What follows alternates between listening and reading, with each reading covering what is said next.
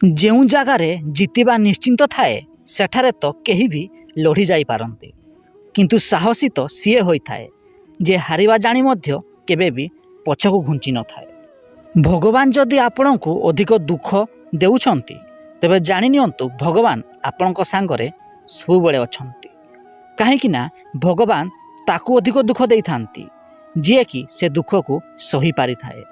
ଆଉ ଏକଥା ବି ସତ, ଭଗବାନ ଯାହାକୁ ଅଧିକ ଦୁଃଖ ଦେଇଥାନ୍ତି ତା ସାଙ୍ଗରେ ଭଗବାନ ସବୁବେଳେ ଥାଆନ୍ତି।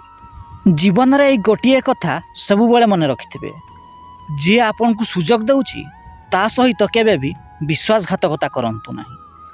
ଆଉ ଯିଏ ଆପଣଙ୍କ ସହ ବିଶ୍ୱାସଘାତକତା କରୁଛି ତାକୁ କେବେ ବି ଆଉ ଥରେ ସୁଯୋଗ ଦିଅନ୍ତୁ ନାହିଁ।